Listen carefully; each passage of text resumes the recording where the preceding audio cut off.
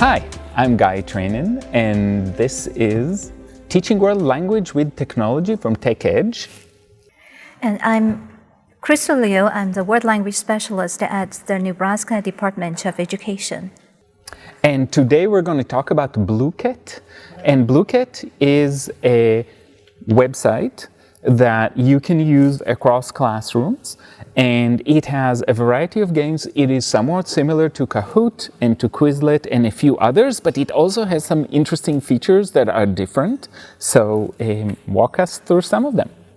Yeah, the most interesting thing is like, as teachers, we always create a lot of word lists, and for students' vocabulary, for students to practice, we might have an account at Quizlet. So if you go to your Quizlet, and if you have a Quizlet account, you can import all your sets into Blueket. So now I'm doing that. I do have a Quizlet account that I haven't used in a long time because I have other favorites, but I can look for my Quizlet, so I know that my Quizlet had a title.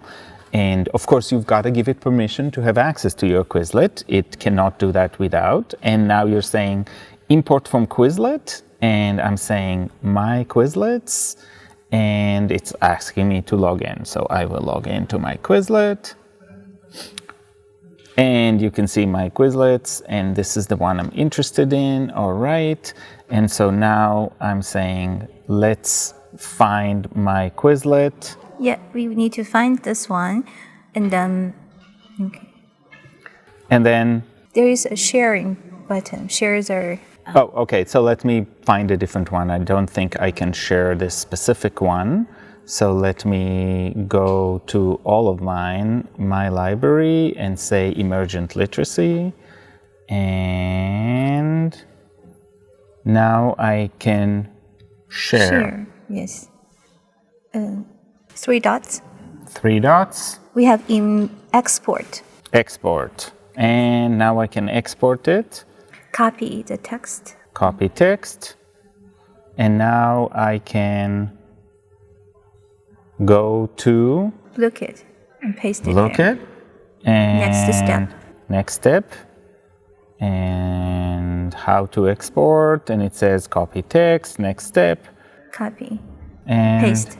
now I'm pasting the text. So you can see it's separated. So it creates the thing that will allow this to become questions in my new, and you can see I had only 2 questions because this was just a way for me to play, and those 2 questions are right there, and you can see that it's got some automatic settings. For example, it's got 15-second time limit. I personally usually give longer because I want to make sure that all students have time to process, and if I've got some students who are slower, I don't want to make these activities really about speed, because we all know who's going to be really fast. I want to make sure there's enough time for everybody to participate. Yes. And All then we save the set. Save the set. All right. Now we can do solo or host. Solo means students are going to do it as a homework or by themselves. And we can set a time limit. Students have to finish at that time, and their results will be recorded in the system. And we can host it as a live game in classroom. And that's very much like other apps that allow you to do the same kind of thing. And you have to think about, what really do I want to do? Do I want to have them do this on their own as homework, or because we had to cancel class, or as practice? Or do we want to do the host and have that social activity in the classroom with kids and excitement and all of that? Both have advantages, and I say sometimes use one, other times use the other. Yeah, and also when we want to host, there are different modes of games, different game modes appeared, so we can choose the ones that you want to do with your students. Yeah, they sound fantastic. So there's classic, that's just everybody participating, but there is tower defense. There's It's a my factory. student's favorite one. Is tower defense? Yes. All right. So what does tower defense look like? Let's see it. And so now we can host. And students can join. And so can you join? Yeah, I can join. So you got to go to play.blocket.com. Now, in like many of these, all you need is a number. And what I love about being able to log in with a number, it means that students don't need to actually remember a password of any kind. And so they can get into the game. We can have 2 players, so we can start. And you can say that, and we have 2 games, all right. You can get the tutorial, but you can also get the question. All right. Oh, I wasn't right. All right.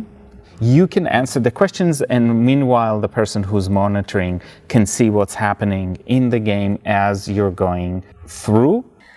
Actually, when we started, the default time is 7 minutes. So That's no a matter lot of how time. many questions you have, students will do it for the 7 minutes. It's like sometimes we want students to get really familiar with some, vocabulary or some, question and answers. You can do it that way, so they get more and more familiar with it. And as they answer questions, they go through this idea of a tower defense. So there's a board, and you can move through as you answer more and more questions correctly. So it adds a game element to what we're doing. And I'll go back to the website. This is what the teacher will see though. And you can see here, you can get the final score. Nobody had any damage, and then you can, and then the participants get to play a wheel again. It's all created to create that level of engagement and fun that can be used. All right, what else can you show me? And also, when we start the game, we can actually change the time. The default is 7 minutes. You can change to, I do not have that many questions. I want my students to do 3 minutes only. That's doable as well.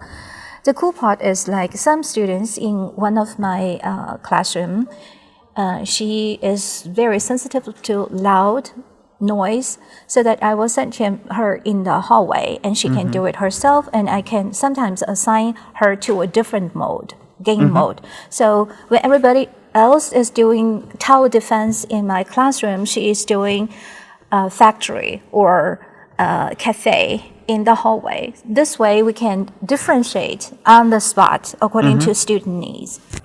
And one of the things that I love about many of these apps, online apps, is the fact that you can discover, so anybody that creates a game and shares it to the public, you don't have to, but I always say, hey, if you can share it so somebody else can benefit from the hard work that you've done, that's helpful, because as teachers, we're always looking for really high quality materials. So if you're taking somebody else's, obviously look at it and see, is that something I want to use, or how do I copy it and then edit it to make sure that it's actually doing what I want it to do and it's high quality. But you can see, I just looked for Spanish, and look at that. We've got some Spanish quizzes, and they've got very original name. It's a variation on Spanish, or Spanish. But you can see how many people have used it. They've got over 100,000 plays. So you can see how you might go about using something like this, or taking the 82 questions and shortening that to 10 to 15 questions, which is what would be reasonable to use in any one time in a class. Great practice. Yeah, and I also like the way that I do not have to create a game each time. Once I imported my word list from Quizlet, there are 8 or sometimes even there are new trials for us to do. So so many, game modes for us to choose from. So for the whole unit, the only thing I need to do is to create one list, and then I can play at different times and with different game mode, and my students won't get bored. And there is a homework mode, and because I'm a teacher, I can look how do I assign homework to my students to do on their own.